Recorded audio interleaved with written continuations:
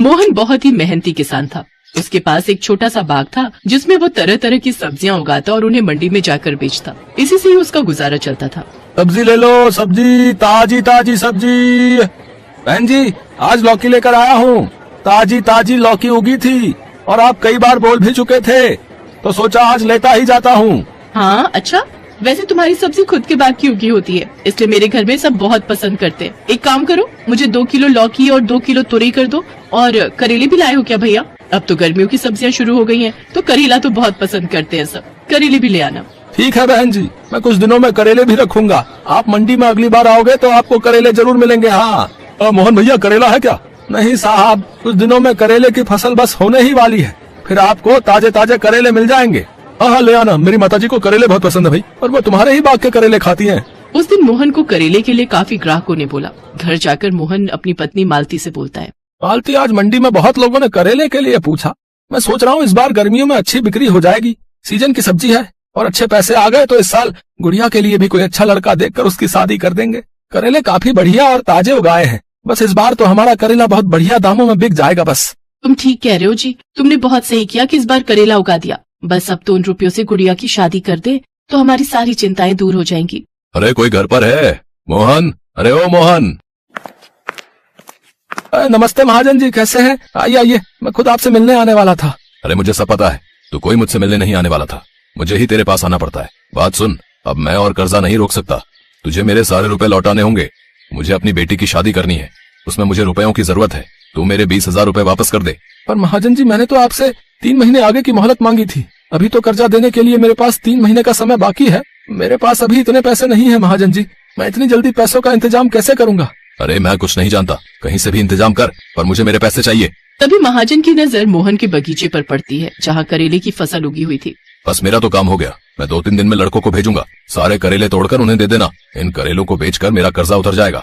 मालिक ऐसा न कहो, ये सारे करेले बड़ी मुश्किल से मैंने उगाए हैं, अगर ये आपने ले लिए तो मैं इतने महीने तक क्या करूंगा?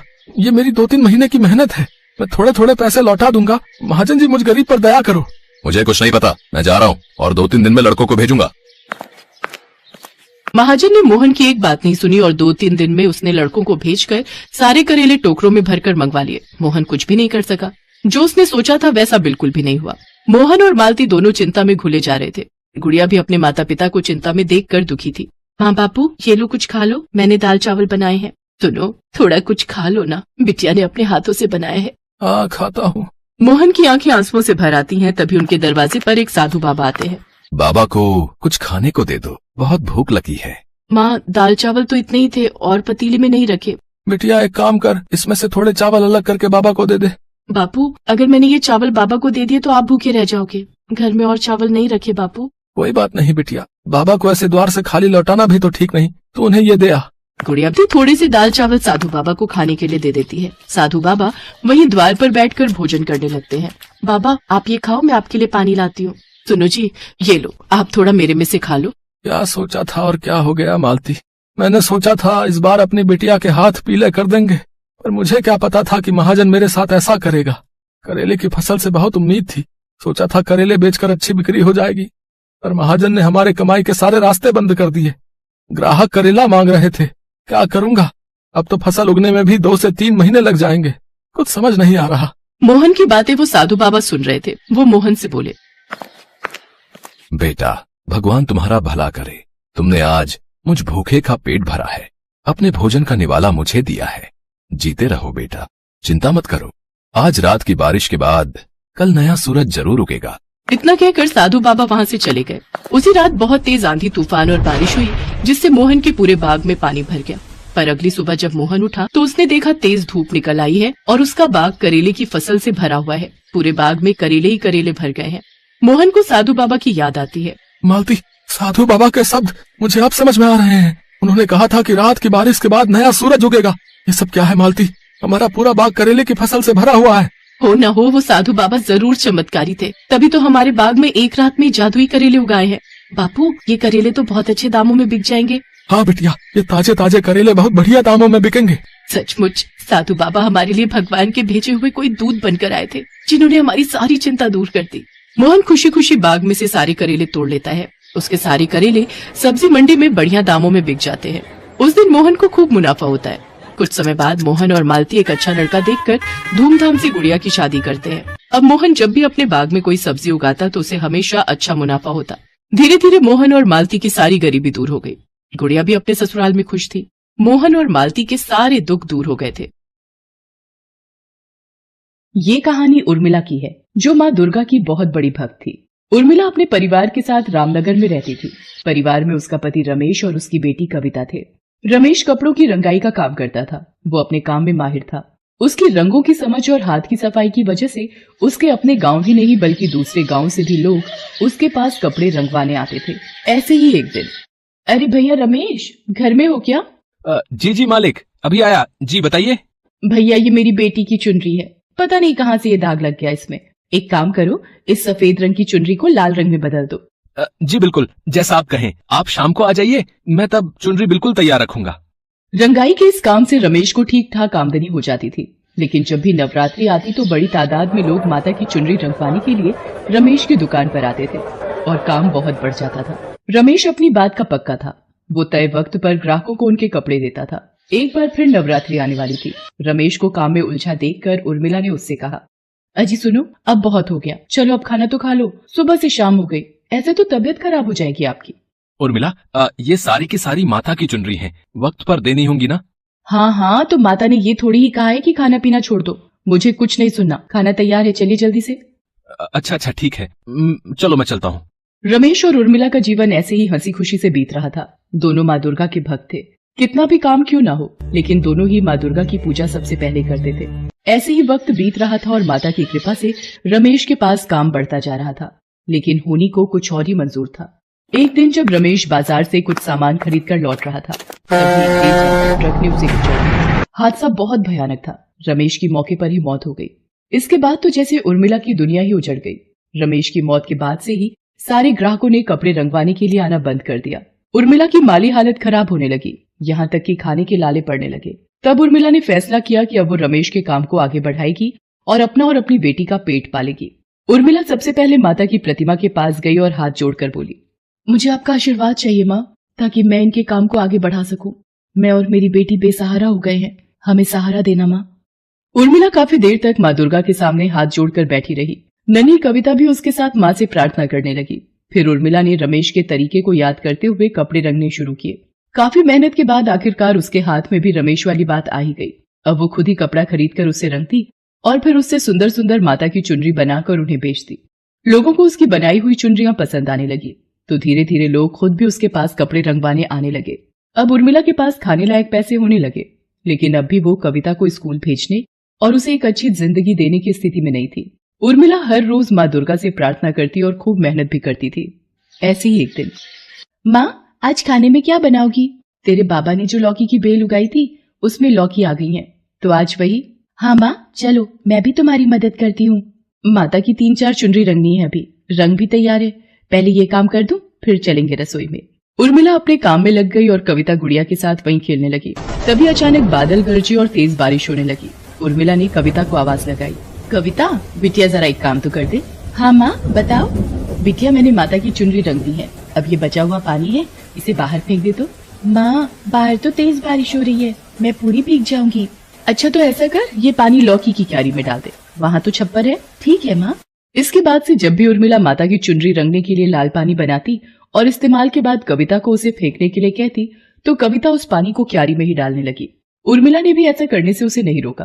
कई दिनों बाद जब उर्मिला खुद क्यारी में पानी डालने गई तो उसने देखा कि लौकी के बेल के पत्ते कुछ गुलाबी से हो गए हैं। उर्मिला ये देखकर चौंक गई और फिर उसने कविता को आवाज लगाई, कविता जल्दी इधर आ, देख तो ये क्या हुआ है? ये कैसे हो गया माँ? लेकिन लौकी तो हरी ही है। अरे पगली, जब से दुनिया बनी है तब से लौकी हरी ही होती है, लाल थोड़ी ही होगी। माँ की बात सुनकर कविता जोर जोर से हंसने लगी। फिर दोनों अपने अपने काम के लिए चली गई। कुछ और दिन बीत गए। लौकी की बेल पर जो भी नई लौकी आई अब वो भी लाल ही रंग की थी। ये देखकर कविता और उर्मिला दोनों चौंक गए। बेल बड़ी भी हो गई थी और उसमें ढेर सारी लौकी लगी थी, वो भी लाल रंग की। उर्मिला को समझ आ गया था कि ये सब लाल पानी की वजह से हुआ है। उर्मिला ने वही लाल लौकी पकाई जो खाने में बहुत ही स्वादिष्ट बनी। अब तो उर्मिला खुद जानबूझकर माता की चुनरी के रंग वाला पानी क्यारी में डालने लगी। धीरे धीरे उसकी लाल लौकियों की खबर गांव में फैल गई और लोग उसके घर उन लाल लौकियों को देखने आने लगे। कई लोग तो कविता को अच्छे दाम देकर वो लौकियां उससे खरीदने भी लगे। फिर एक दिन कविता अपनी माँ से, माँ सारी लौकियां तो बिक गई। हाँ बिटिया, कमाल की बात है ना, इन लौकियों से तो 2 दिन में ही इतने पैसे मिल गए जो कपड़े रंगने पर कई हफ्तों में भी नहीं मिल पाते थे। माँ क्यों ना हम और लौकियां उगा लें बेचने के लिए। उर्मिला को कविता की बात ठीक लगी। उसने गांव के एक जमींदार से खेत किराए पर लिया और उसमें आखिरी लाल लौकी के बीज बो दिए। कुछ दिन बाद बीज पौधे बन गए और कुछ महीनों बाद बेल, और फिर उसमें लाल रंग की लौकियां भी आने लगी। उर्मिला ने अब भी कपड़े रंगने का काम नहीं छोड़ा था। वो अब भी माता की चुनरी के लाल पानी को ही लौकियों की बेल पर डालती थी। पूरे गांव में अकेला उर्मिला का ही खेत था जिसमें लाल रंग की लौकी उगती थी। लोग दूर दूर से उर्मिला की लाल लौकियां खरीदने आने लगे, लेकिन जमीन के मालिक और गांव के जमींदार को ये बात पसंद नहीं आई। उसने अपने लठैत उर्मिला को डराने के लिए भेजे। उर्मिला सुन, आज से ये खेत जमींदार का है, भाग जा यहाँ से। भाग जाऊं? पर क्यों? मैंने पूरे साल का किराया दिया है और कितनी मेहनत के बाद जाकर फसल आई है। मैं कहीं नहीं जाऊंगी। जुबान मत लड़ा, जमींदार ने कहा है तो सीधे से मान जा, वरना। माँ को धमकी देने वाले लठैतों पर कविता को बहुत गुस्सा आया और उसने पत्थर उठाकर दोनों के सिर पर दे मारा। दोनों के सिर से खून बहने लगा और वो कविता की तरफ दौड़े। तब तक कविता और उर्मिला भी अपने घर की तरफ दौड़ पड़े। कविता को अंदर धकेल कर उर्मिला ने अंदर से दरवाजा बंद कर लिया, लेकिन जमींदार के वो दोनों लठैत दरवाजे को तोड़ने की कोशिश करने लगे। तभी उर्मिला ने वहाँ पड़े लाल रंग के पानी को देखा। उसने दरवाजा खोला और दोनों की आंखों में माता की चुनरी का वही पानी फेंक दिया। दोनों लठैतों की आंखें जलने लगी। उर्मिला ने कविता की मदद से दोनों को बांध दिया और फिर सरपंच को बुला लिया। देखिए सरपंच जी, ये जमींदार और उसके लठैत मुझे और मेरी बिटिया को मारने आए थे। क्यों भाई जमींदार, पैसों के लालच में इतना गिर गए हो कि एक विधवा और उसकी छोटी बच्ची को धमका रहे हो? हैं? जो हुआ पूरे गांव ने देखा, ये बिल्कुल भी ठीक नहीं है। अरे मैं तो गांव की भलाई के लिए रोक रहा था। ये बड़ी चालाक औरत है सरपंच जी। आप ही बताओ, भला लौकी भी कभी लाल हुआ है? इसने कुछ गलत मिलाया होगा बीज में या फिर मिट्टी में। लोग भी इससे खरीद कर लौकी खा रहे हैं, कहीं बीमार पड़ गए तो। नहीं सरपंच जी, ये बिल्कुल भी सही नहीं है। मैंने कुछ गलत नहीं मिलाया है। ये सब माता रानी की कृपा है। उनकी चुनरी रंगने के बाद जो लाल पानी बचता है वही डालती हूँ मैं अपनी फसल में। देख लिया ना, अब खुली ना इसकी पोल। लाल रंग का पानी डालती है तभी तो लाल होती है लौकियां। अरे कोई चमत्कार नहीं है। मैं तो कहता हूँ सरपंच जी, शहर से जानकार लोगों को बुलवाकर जांच कराओ इसकी लौकियों की। पता नहीं खाने लायक भी हैं या नहीं, और कई लोग तो खा भी चुके हैं। सरपंच को जमींदार की बात ठीक लगती है और अगले ही दिन वो शहर से कुछ जानकार लोगों को बुलवाता है। उर्मिला की लाल लौकियों की जांच के बाद कृषि वैज्ञानिक सरपंच से कहते हैं, सरपंच जी, ये तो कमाल ही हो गया। ये लौकियां सेहत के लिए खराब नहीं बल्कि बहुत ही फायदेमंद है। इनमें हाई एंटीबायोटिक कंपाउंड्स पाए गए हैं जिनसे कई बीमारियों का इलाज किया जा सकता है। और तो और इन लौकियों के सेवन से कई बीमारियों से बचा भी जा सकता है। हम इन लौकियों के सैंपल अपने साथ लेकर जा रहे हैं। इन पर और रिसर्च करनी होगी, लेकिन आपको घबराने की बिल्कुल भी जरूरत नहीं। जिन्होंने भी इन लौकियों को खाया है उन्हें कोई खतरा नहीं। कृषि वैज्ञानिकों की बात सुनकर हर कोई दंग रह जाता है, खास तौर पर जमींदार। उसके पास अब कहने को कुछ भी नहीं बचा था। सरपंच बहुत खुश थे।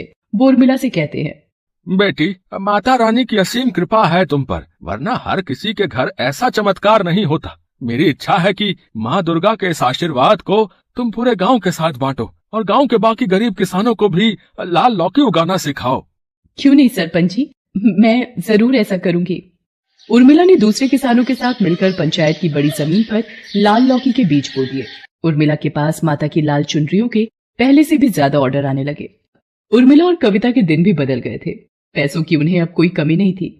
कविता अब एक अच्छे स्कूल में पढ़ती थी और उर्मिला अब पहले से भी ज्यादा मेहनत करती और माँ दुर्गा की भक्ति में लीन रहती।